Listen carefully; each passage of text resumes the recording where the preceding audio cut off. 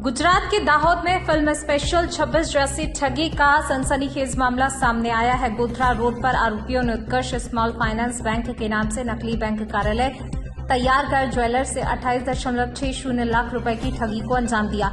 ठगों ने बैंक जैसा माहौल बनाने के लिए फर्नीचर, कंप्यूटर लगाए, युवतियों को नौकरी पर रखा ताकि किसी को शक न हो।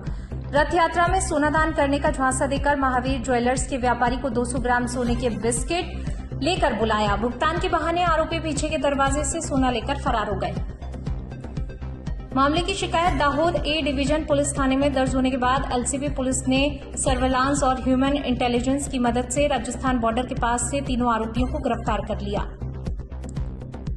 पुलिस ने वारदात में इस्तेमाल की गई कार और 200 ग्राम सोने के बिस्किट सहित कुल 38.80 लाख रुपए का 100% मुद्देमाल बरामद कर लिया है। फिलहाल आरोपियों से पूछताछ जारी है। आप देख रहे हैं बीसी लाइव। भूपेंद्र चौहान की रिपोर्ट। દાહોદ ટાઉન એ ડિવિઝન પોસ્ટે વિસ્તારમાં રથયાત્રાના દિવસે એક ફ્રોડની ઘટના ઘટી હતી। જે ઘટના હકીકત એ પ્રકારની છે કે જે આરોપીઓ છે એમણે મહાવીર જ્વેલર્સના જે ઓનર છે એમની પાસે આવી 15 તારીખે અને પોતે બીજા દિવસે એટલે કે રથયાત્રાના દિવસે સોનું દાનમાં આપવા માંગે છે એવું કહી વિશ્વાસ જીતી અને ડીલ કરી હતી અને સોનું છે પોતાની ઓફિસ પર ડિલિવર કરવા માટેનું વાતચીત અને નક્કી થયું હતું। બીજા દિવસે એટલે કે રથયાત્રાના દિવસે જે સોની છે એ પોતે સોનું લઈ 200 ગ્રામ અને આરોપીની જે કથિત ઓફિસ કે જે ઉત્કર્ષ સ્મોલ ફાઇનાન્સ બેંકના નામે ઊભી કરી હતી, જે રાતોરાત ઊભી કરી હતી, ત્યાં પહોંચે છે, ત્યાંનું સેટઅપ વગેરે જોવે છે અને ત્યાં ઓફિસમાં એમને સોનું આપે છે। આરોપીઓ છે એ સોનાને લોકરમાં મૂકીને તેમને એના બદલાની જે રકમ છે આપવાનું વાત કરી અંદર રૂમમાં જાય છે।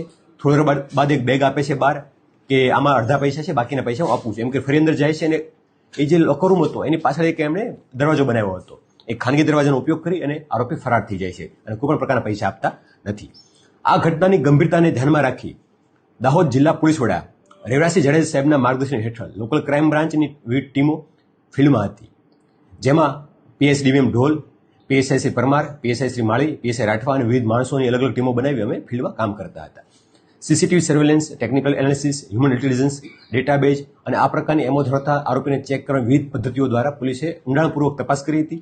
માઇન્યુટલી દરેક રૂટને મેપ કર્યો હતો અને આના થકી દાહોદ પોલીસને માહિતી મળી હતી કે આ આરોપીઓનું હાઇડઆઉટ આ જગ્યાએ છે અને લોકો અહીંથી પસાર થવાના છે। એના આધારે દાહોદ પોલીસે ત્યાં જઈ અને પ્રોપર સર્ચ ઓપરેશન હાથ ધરતા 3 આરોપીઓ ત્યાં મળી આવ્યા હતા અને એમની પાસેથી આ ગુનામાં ગયેલો 100% મુદ્દામાલ 200 ગ્રામ સોનું હતું એ પરત મળી ચૂક્યું છે। આ ગુનાની અંદર દીપક રાજપૂત, લલિત રાઠોડ અને આદિલ નામના 3 વ્યક્તિની પોલીસે ધરપકડ કરી છે, જેમાંથી લલિત છે એ સોનીની દુકાને જવામાં, જે દીપક રાજપૂત છે એ ઓફિસ પર સોનું કલેક્ટ કરવામાં અને અન્ય વ્યક્તિ છે મદદગારી કરવામાં, આમ 3 જણા પ્રાઇમ ઓફિસર રોલ જણાવ્યા છે। 3ને અટક કરી છે અને આ લોકોનો ગુના ઇતિહાસ પણ તપાસ દરમિયાન જણાવ્યો છે। આમ દાહોદ પોલીસે 28,60,000ના કિંમતના 200 ગ્રામ સોનું જે ફ્રોડમાં ગયું હતું એમને ગણતરીના દિવસોમાં 100% રિકવર કરી અને સફળતા પ્રાપ્ત કરી છે। સર, અમને જે ચેક વગેરે જે આપ્યા હતા એ મ્યુલ એકાઉન્ટના હતા, અન્ય આ લોકો કેટલા ગુનાઓમાં સામેલ છે? જે દીપક રાજપૂત છે એના એ ટોટલ અન્ય 5 ગુનામાં પણ સામેલ હોવાનું અમારી તપાસમાં જણાયું છે, છતાં પણ હજી વધુ ગુનામાં સામેલ હોઈ શકે એ બાબતે પોલીસની તપાસ ચાલુમાં છે। જે ચેક આપ્યા હતા એ ચેક હતા એ પોતાના નામના એકાઉન્ટ હતા, અન્ય એક એકાઉન્ટ હતા, જે બાબતે પોલીસની વિગતવારની હાલમાં તપાસ ચાલુમાં છે।